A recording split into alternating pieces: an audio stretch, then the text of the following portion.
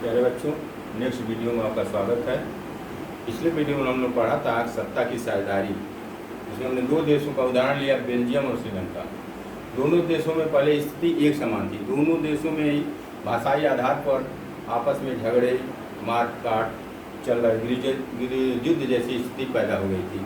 लेकिन बेल्जियम ने उस स्थिति को संभाल लिया और सत्ता की साझेदारी किया, यानी सभी सामुदायिक और हर समूह के लोगों को सत्ता में भागीदारी दी और बराबर अपना मंत्रियों की संख्या रखा, जिससे बेल्जियम में सरकार अच्छी तरह चली। लेकिन श्रीलंका जो 1948 में स्वतंत्र हुआ, उसने भी लोकतांत्रिक सरकार की स्थापना की, लेकिन उसने बहुसंख्यकवाद का सहारा लिया और केवल एक समूह के लोगों को, सिंगलियों को ही उनके कल्याण का ध्यान दिया और तमिलों को दरकिनार कर दिया, जिससे वहाँ गृह युद्ध शुरू हो गया और उसका बहुत बुरा स्थिति देखने को मिला। बहुत सारे लोग मारे गए और वो बहुत लंबे समय तक संघर्ष चला। तो हमने देखा कि सत्ता की साझेदारी कितना महत्वपूर्ण है। फिर उसी में हम आगे पढ़ेंगे कि सत्ता की साझेदारी क्यों जरूरी है। सत्ता की साझेदारी क्यों जरूरी है? तो पहला है कि सत्ता की साझेदारी करने से टकराव की स्थिति समाप्त हो जाती है। जो दो समूहों में जो टकराव होता है, जिस साझेदारी को लेकर, अपने सत्ता में अपने हिस्से को लेकर जो एक समूह समझता है कि हमको दरकिनार कर दिया, तो वो स्थिति समाप्त हो जाती है। सत्ता की साझेदारी से टकराव समाप्त हो जाता है और सरकार अच्छी तरह चलती है, जो लोकतंत्र के लिए बहुत जरूरी है। दूसरा है, सत्ता की साझेदारी लोकतंत्र की आत्मा है। जो सत्ता की साझेदारी है वो लोकतंत्र की आत्मा है। लोकतंत्र का मतलब ये होता है कि उस सरकार में जितने लोग शामिल हैं सबको बराबर की हिस्सेदारी दिया जाए, तभी लोकतंत्र सफल होता है। अब अगला है, सत्ता की साझेदारी के रूप कौन कौन से हो सकते हैं। सत्ता की साझेदारी के रूप पहला है सत्ता का क्षैतिज वितरण। क्षैतिज वितरण मतलब सरकार को विधायिका, कार्यपालिका और न्यायपालिका के बीच विकेंद्रित कर दिया जाए। जो सरकार जो हमारे भारत में भी है कि भारत में हमारी जो सरकार है वो विधायिका, कार्यपालिका और न्यायपालिका के बीच बटी हुई है।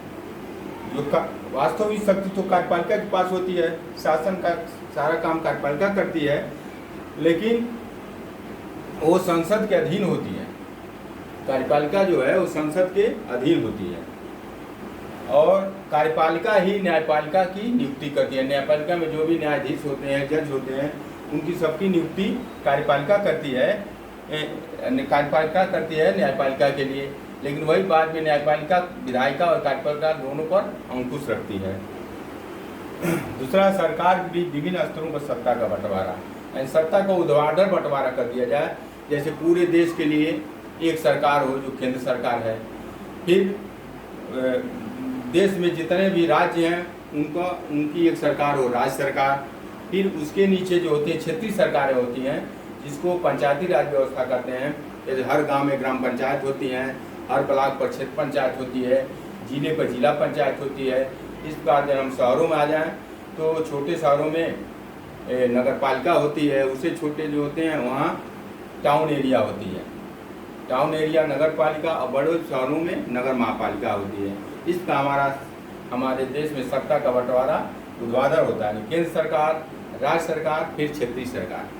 क्षेत्रीय सरकारों को इसलिए चुना जाता है कि बहुत सी ऐसी सारी समस्याएं होती हैं जो क्षेत्रीय सरकारों को मालूम होती हैं, वहाँ की क्या क्या समस्या है, और उसको वो आसानी से सॉल्व कर लेती हैं और लोगों को भागीदारी का मौका देती हैं। तो और तीसरा होता है दबाव समूह और आंदोलन।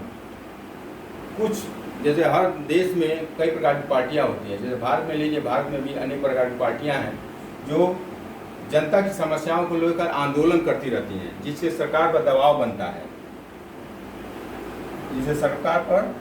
बनता है, और सरकार उनकी बातों को यदि संविधान के अंतर्गत है तो उनको मान लेती है, और यदि संविधान विरुद्ध है तो उनको नहीं मानते। इस बार दबाव समूह और आंदोलन, जैसे कर्मचारियों का एक अलग संगठन होता है, केंद्र सरकार के कर्मचारियों का अलग संगठन होता है। हर कर्मचारियों का अपना यूनियन है, जिसके अनुसार अपनी मांगों को उठाते रहते हैं और उनकी मांगों को सरकार को बाध्य होकर सुनना भी पड़ता है यदि वो संविधान के अंतर्गत है। इस प्रकार हम लोगों ने समझा कि सत्ता की साझेदारी क्यों जरूरी है, सत्ता की साझेदारी के कितने रूप हैं, और सत्ता की साझेदारी लोकतंत्र के लिए ही बहुत आवश्यक है।